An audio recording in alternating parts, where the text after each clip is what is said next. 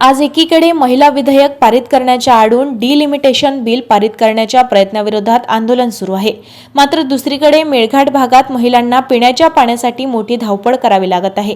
या गंभीर प्रश्नाकडे सत्ताधाऱ्यांचे पूर्णपणे दुर्लक्ष होत असल्याचा आरोप युवक काँग्रेसचे जिल्हाध्यक्ष राहुल येवले यांनी केला आहे। मेळघाटातील दहिंद्री या गावामध्ये मागील 15 दिवसापासून पाणी पुरवठा सुरळीत होत नसल्यामुळे महिलांना मोठ्या अडचणीचा सामना करावा लागत आहे। पाण्याच्या प्रश्नामुळे संतप्त झालेल्या गावातील महिलांनी ग्रामपंचायतीवर मोर्चा काढून प्रशासनाचे लक्ष वेधण्याचा प्रयत्न केलाय। काही ना काही पक्ष घ्यावा लागते। किती लोक तलतल फिरून राहिले तर 15-20 दिनापासून पाणी नाहीये। बगर पाण्याचे फिरून राहिलो इथं तिथं। आमचे को बनवून नाही राहिलं, आम्ही जिथून तिथून पाणी आणून राहिले। याच्यासाठी ते मानले काही ना काही पक्ष घ्यावा लागेल आणि जल्दी जल्दी पाणी द्यावा लागेल।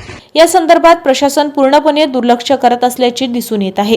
अपूर्ण काम असतानाही पाणी पुरवठा विभागाला ग्रामपंचायतीची ना हरकत कशी मिळते असा सवालही युवक काँग्रेसने उपस्थित केला आहे।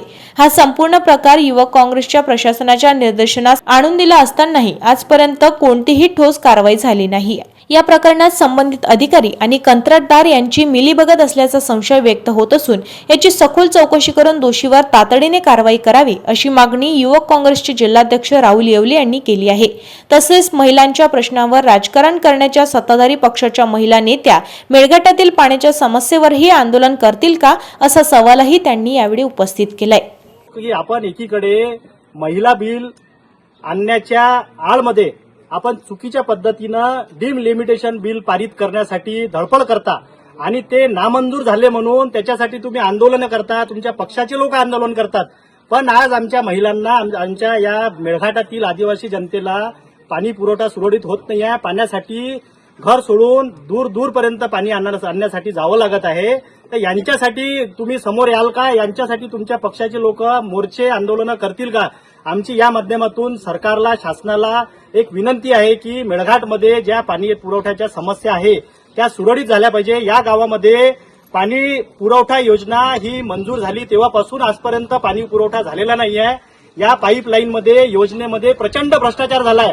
या कॉन्ट्रॅक्टरनी, अधिकाऱ्यांनी सचिवाकडून पैसे देऊन त्याची एनओसी घेतली, ती योजना हँडओव्हर केली, तेव्हापासून आजपर्यंत या गावातील लोकांना पाणी पुरवठा सुरळीत झालेला नाहीये।